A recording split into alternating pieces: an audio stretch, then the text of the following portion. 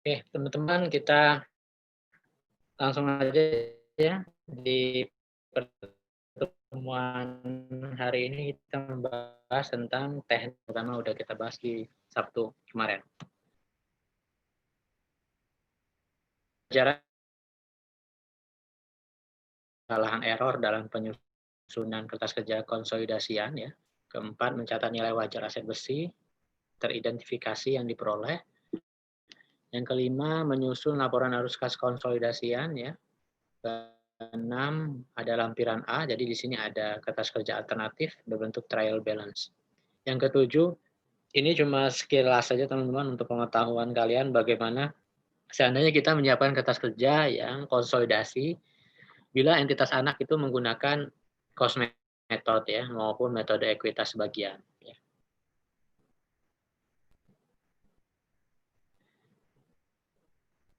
Nah, yang 4.3 itu kesalahan error dalam kertas kerja. Ini sebagian besar kesalahan ini berdampak saat laporan posisi keuangan konsolidasi yang tidak berimbang saldonya. Jadi kalau kalian melihat ada laporan posisi keuangan saldonya tidak imbang ya antara debit maupun kredit, itu bisa dipastikan ada kesalahan atau error. Apabila hal ini terjadi, maka yang perlu dilakukan adalah pertama kita mengecek kembali ya terhadap kemungkinan atau kelalaian atau kealpaan omission yang biasanya terjadi pada penghitungan non-controlling interest share atau income. Nah, ini biasanya sering terjadi kesalahan ya ketika kita mengalokasikan presentasi kepemilikan NCI ini salah dari awalnya gitu teman-teman. Atau ada yang kita lupa lakukan adjustment atau penyesuaian gitu.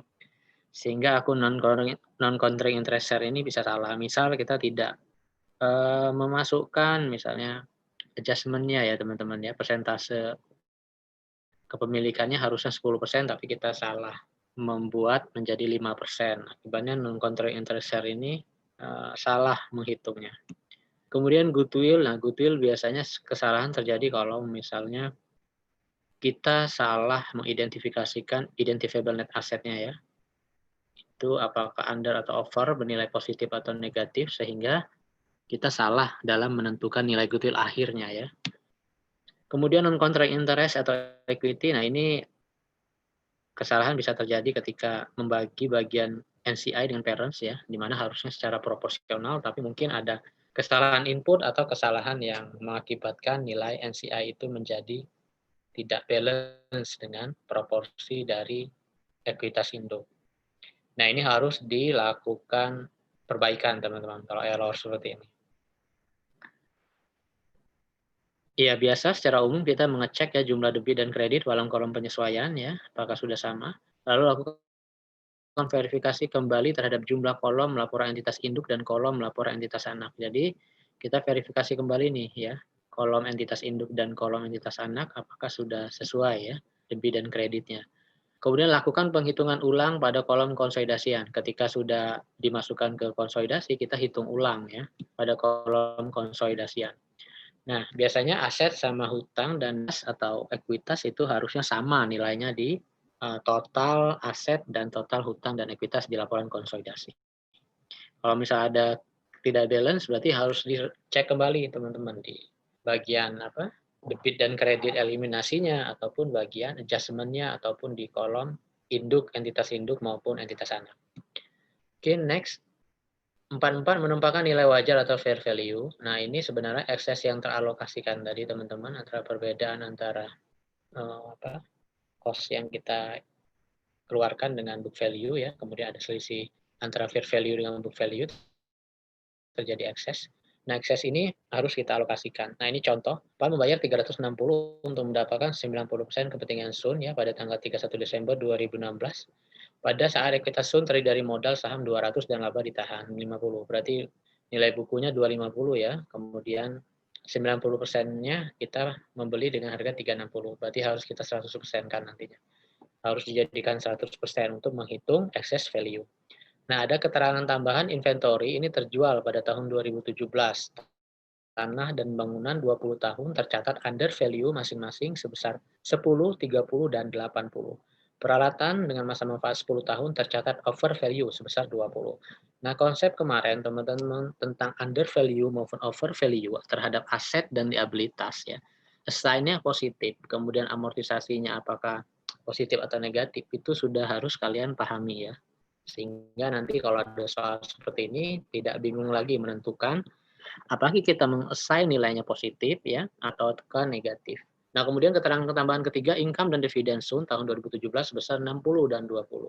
Pada akhir tahun, ternyata Sun memiliki utang dividen sebesar 10 dan PAM belum mencatatkannya. Jadi di sini terjadi omission ya atau lupa mencatat ya. Jadi si PAM ini lupa mencatat adanya utang dividen sebesar 10. Kemudian terdapat uang tunai dalam pengiriman cash in transit dari Sun ke PAM sebagai pembayaran NUT sebesar 20. Jadi di sini si PAM itu si Sun sudah mencatat bahwasanya dia mengkredit hutang ya, hutang NUT pada cash sebesar 20. Harusnya di PAM itu mencatat kas pada piutang NUT ya. Kas di debit, piutang NUT di kredit, tapi si PAM belum mencatatnya. Nah, ini dikatakan omission atau kelalaian ya. Nah, analisis yang dilakukan pada tanggal perolehan, kita harus 100%-kan dulu teman-teman, cost-nya ya. Jadi cost 90%, 360, kalau di 100%-kan, 360 bagi 0,9 ya, 400, bandingkan dengan book value dapat excess 150. Nah, dari sini kalian bisa menentukan nilai NCI, 10% dikali 400 ya, 40. Nah, mungkin kalau misalnya salah persentasenya, efeknya nanti NCI-nya juga salah ya.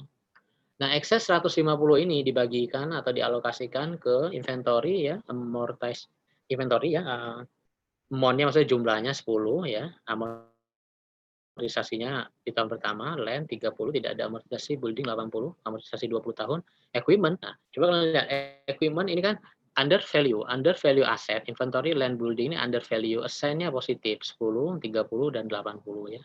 Sedangkan equipment ini over value di sisi aset ya. Over value sisi aset dia akan di-assign negatif ya. Maka di sini amount-nya nilainya negatif ya. Goodwill kemudian 50. Goodwill ini jumlah dari inventory tambah land, tambah building, tambah equipment ya. Baru 150 dikurang penjumlahan semua ini ya. Inventory, land, building, equipment. Baru kita hitung dapat goodwill. Jadi 150 dikurang 100 ya. Goodwill 50. Nah, untuk memudahkan kalian bisa pindahkan ke dalam kolom ini teman, tabel-tabel seperti ini. Jadi di sini dibuat inventory, land, building, di kolom inventory ini nama-nama asetnya ya. Kemudian di kolom unamortized balance yang 31 Desember 2016. Jadi di tanggal 31 ini pada saat transaksi kita membeli investi ini ya, perusahaan anak. Ini kita catat 10, 30, 80, minus 20, dan goodwill 50. Amortisasi di tahun 2017 itu adalah sesuai dengan soal tadi ya, untuk inventory dijual di tahun 2012 berarti disusutkan semuanya. Karena nilai assign-nya positif di sini berarti penyusutannya negatif teman-teman di sini. Minus 10 ya. Jadi sisa dari inventory tidak ada lagi di akhir tahun 2017. Land tidak perlu disusutkan 0, amortisasi 30. Building ini disusutkan dia 4 ya. Karena dia assign di sini positif 80, kemudian amortisasinya berarti negatif minus 4. Amortisasi balance-nya 76.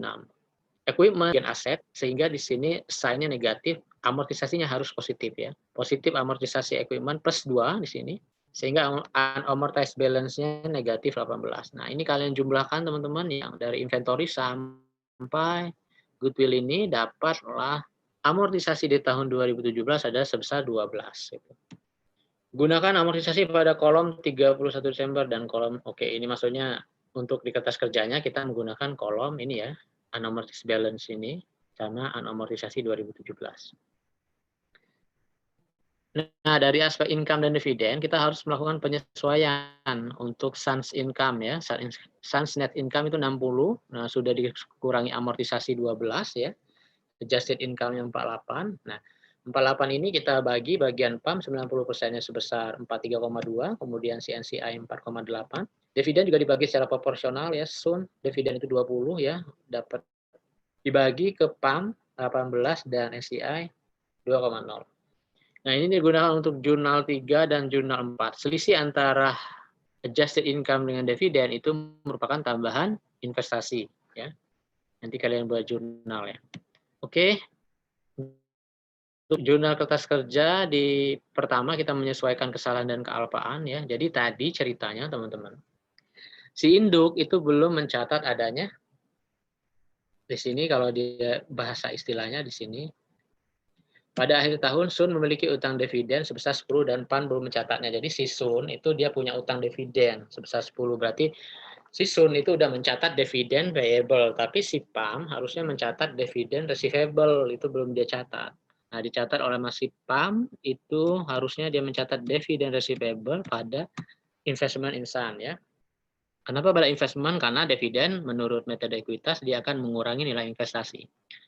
Nah, kemudian tadi ada piutang yang belum dicatat ya. Tadi utang yang sudah dibayar sama si Sun itu kan harusnya di pembukuannya si Pam mengkredit akun piutang ya, non receivable pada nilai 20 dan debit akun kas ya 20. Nah, ini harus disesuaikan dan mencatat kas 20 pada non receivable sebesar 20. Nah, setelah selesai kita melakukan penyesuaian kesalahan dan kealpaan, baru kita melakukan jurnal eliminasi, teman-teman. Jadi yang nomor 1 ini harus didahulukan terlebih dahulu ya. Baru kemudian bisa kita mengeliminasi. Karena nanti kita akan mengeliminasi akun resiprokal nih. Akun resiprokal adalah dividen receivable ya. Kalau dividen receivable-nya belum muncul 9, bagaimana kita mau melakukan eliminasi? Makanya dimunculkan dulu, baru setelah itu dihapus, dieliminasi. Oke, nomor 2, belum nih nanti pertemuan 13-14. Nomor 3, mengeliminasi penghasilan income dan dividen yang berasal dari entitas anak dan menjadikan saldo akun investasi ke saldo awalnya. Ini yang tadi jurnal 3, teman-teman. Yang dari sini ya. Jurnal 3, kita sesuaikan aja ya jurnalnya income from Sun 43,2, dividen 18, selisihnya masukkan ke investment in Sun sebesar 25,2. Setelah jurnal 3 kita kerjakan, kita bisa langsung membuat jurnal 4 ya, yaitu mencatat kepentingan non pengendali atau NCI berupa earning dan dividen entitas anak. Nah, ini non controlling interest share ini dari perhitungan tadi ya. Jurnal 4 ini 4,8 di debit ya, kemudian kreditnya dividen 2, selisih antara NCI share dengan dividen itu masuk ke non controlling interest ya. 2,8. Nah, nomor 5 kita mengeliminasi saldo akun reciprocal investment dan ekuitas subsidiary menggunakan akun unamortized excess ya. Jadi di sini untuk akun reciprocal investment dan ekuitas kita menghapus capital stock-nya si anak ya 200. Kemudian total earning-nya si anak 50 dan unamortized excess. Kita munculkan akun excess-nya dengan unamortized excess sebesar 150 ya. Jadi ini pakai jurnal antara teman-teman unamortized excess. Kemudian di kredit investment insun 360 ya, ini 360 pada saat kita membeli pertama kali mengeluarkan uang 360 dan pada saat itu juga kita sudah bisa menghitung bagian NCI ya sebesar 40. Nah, karena kita menggunakan jurnal antara unamortized excess berarti kita harus kembalikan dia ke nilai unamortized excess-nya harus dihapus kemudian dialokasikan ke identifiable net asset ya. Nah, jadi mengalokasikan saldo unamortized excess sesuai dengan saldo awal tahun ya. Nah, di sini unamortized excess-nya dikredit teman-teman 150 hilang. Kemudian inventory tadi yang under value semua, inventory, land, building, under value ini dia di debit ya, sign-nya positif, berarti aset itu positif dia bertambah di debit ya. Maka ini inventory 10, land 30, building awalnya 0, dia tiba-tiba bertambah ya jadi 50, masukkan ke debit ya, 20 di sini, 50. Nah, kemudian selanjutnya teman-teman,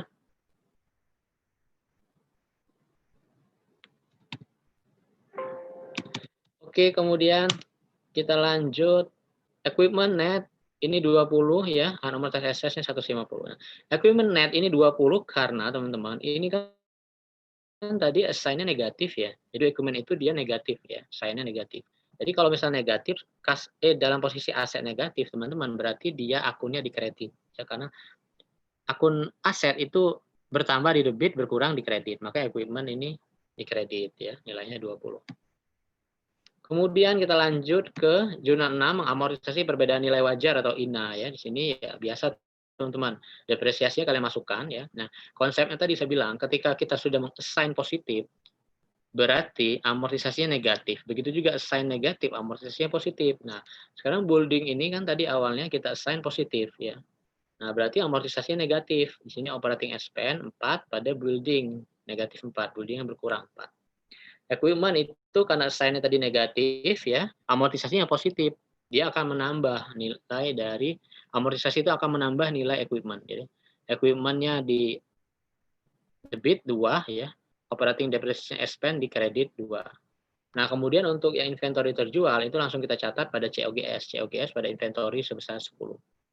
Yang ketujuh, kita mengeliminasi saldo resiprokal lainnya. Saldo resiprokal lain itu apa aja, Pak? Yang jelas itu adalah dividen payable dan dividen receivable. Nanti bisa kalian lihat di kertas kerjanya ya. Nah, kalau misalnya ada keterangan tambahan, misalnya ada utang piutang dan utang piutang antara induk dan anak, kalian buat aja jurnal pembaliknya. Account payable pada account receivable. Nah, kemudian ini untuk kertas kerjanya, teman-teman. Di tahun 2017 dari soal ini tadi ya. Ini udah kertas kerja. Kemudian ini neracanya ya, teman-teman ya. Nah, oke, kita jelaskan sebentar untuk yang income statement. Ini konsepnya kalau income statement itu, teman-teman, kalian tinggal meng-cross check kebenarannya itu ya. Nilai net income akhir di PAM, di induk ini 153,2 akan sama dengan nilai income atau controlling share di bagian konsolidasi, di kolom konsolidasi 153,2. Dia akan selalu sama saldo akhirnya ya. Jadi ini akan saling meng-cross check ya. Ini akan ter-cross check ke sini ya. Begitu juga untuk retained earnings sama. Jadi nilai dari ending retained earnings 1732 ini 2 ini akan sama dengan saldo retained earnings dikonsolidasi, atau untuk beginning retained earnings itu bisa kalian pindahkan aja. Statement of retained earnings di induk itu akan menjadi statement of retained earnings konsolidasi. Ya, gitu. Nah, sekarang masalahnya adalah kita memasukkan jurnal-jurnal penyesuaian ya agar si laporan konsolidasi ini benar ya, udah benar ya. Nah, jadi di sini ya income from soon langsung kalian hapuskan aja ya 43,2 ini karena tidak boleh ada akun income from anak ya di laporan laba rugi. Kemudian ini 0 nilainya. Cost of goods sold ini karena ada ketambahan inventory tadi teman-teman jadi bertambah 10 ya, 760. Kemudian operating expense ini karena pengaruh dari depresiasi tadi teman-teman, ada depresiasi gedung sama depresiasi mesin, ada di sini operating ini ya F2 tadi ya, jurnal dari 2 tadi ya. Ini ya benar, udah jadi jurnal gedung sama equipment. Kemudian non controlling interest share yang awalnya nggak ada, ini dimunculkan, ini bagian dari share-nya NCI ya, 4,8. Nah, 4,8 ini dia akan mengurangi nilai sebagai pengurang non controlling interest sebagai pengurang dari net income ya, 4,8. Nah, untuk yang statement retained earnings kalian tinggal hapus aja di jurnal E1 ini ya 50 ya untuk beginning retained earnings awal. Jadi yang dipakai adalah yang induk 120. Kemudian net income tidak perlu kita adjust lagi di sini, ini pertanyaan si Dona kemarin ya. 60 ini dari 43,2, kemudian dari 4,8 dan depresiasi. Jadi nggak perlu lagi di sini dibuat jurnal debit dan kredit yang eliminasi untuk net income. Jadi 153,2 langsung kalian pindahkan ke dividen ini 18 dan 2 ini kita hapus, yang 20 kita masukkan yang 100. Oke, ini teman-teman untuk yang income statement dan retained earning ya. Konsepnya mudah, nggak terlalu sulit. Nah, yang agak susah itu adalah yang balance sheet ya. Nah, balance sheet ini harus teliti karena jurnal eliminasi di sini banyak, teman-teman. Kita mulai aja dari awal ya, yang kas. Yang kas ini kan tadi ada, nah ini yang kas ini ada adjustment tadi, teman-teman. 20, A2, kemudian yang adjustment itu lagi adalah non receivable ya. Kemudian ada A1 yang 9 ini memunculkan dividen receivable yang awal mulanya nggak ada di sini. Nggak ada, nih dividen receivable kita munculkan 9. Kemudian A1 lagi adalah ini bagian dari investment in zone ya. Akibat dari dividen ini kita munculkan, investasi kita berkurang sebesar 9, itu ceritanya.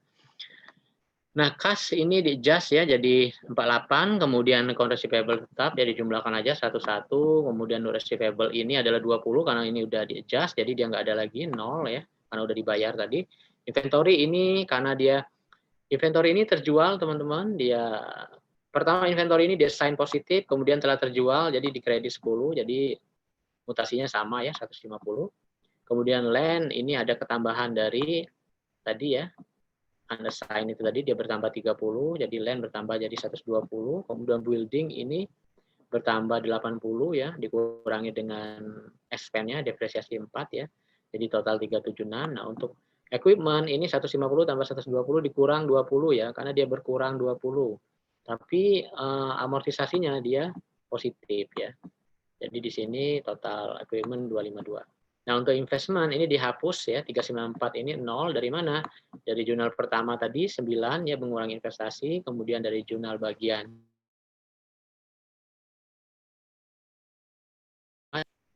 Kemudian dividen receivable tadi udah ya, awalnya dia nggak muncul, dimunculkan jadi 9, kemudian dihapus dengan akun resiprokal G, teman-teman, jurnal G9, sehingga dividen receivable 0. Goodwill tinggal kalian munculkan aja 50, anomalitas excess tadi karena di akun antara, ya, munculkan di E1, kemudian dihapus. Kemudian untuk menjurnal 1097 ini adalah dengan menjurnal kolom konsolidasian sini, teman-teman. Nah, ini harus hati-hati ya. Jadi harus kalian dihitung benar-benar ini biar tidak salah. Nah, kemudian account payable ini tetap ya 180, kemudian dividen payable ini tadi teman-teman, akun resiprokal 9, muncul 1 ini punyanya NCI ya. Capital stock ini 700 ya, yang kita masukkan yang induk, yang anak 200 di delete dengan akun E1 ini tadi dengan jurnal penyesuaian. Kemudian retained earning 90 ini kenapa tidak ada jurnal di sini? Karena 90 ini sebenarnya dia ngambil dari sini, dari 90 yang ini, 90 yang di sini teman-teman. Nah, ini 90 ini. Nah, 90 ini sebenarnya dari mana 90 ini, Pak? 90 ini didapat dari 50 tambah 60 dikurang 20. Nah, sudah kita cerita 20 ini terhapus dengan 4. Yang 20 ini dihapus dengan 18 dan 2 ini, 50 dihapus dengan E1, 60 ini dihapus dengan 43,2 dan amortisasi serta non-controlling interest share ya. Sehingga yang kalian pindahkan adalah retained earning yang induk saja 173,2. Nah, non-controlling interest share ini 1 Januari 40 awal tadi di jurnal E1 ya. Kemudian D 2,8 tambahan. Jadi total NCI adalah 42,8. Jadi total liabilitas dan likuiditas adalah 1097. Nah, ini harus sama teman-teman ya. Jadi ini harus sama. 1097 kalau harus kalian balance ya. Kalau nggak balance berarti ada yang salah. Nah, ini akan sama. Ini kalian jumlahkan aja ke bawah. Dan ini harus sama. Oke, kita lanjut lagi nanti di Zoom setelah ini ya, tinggal 1 menit.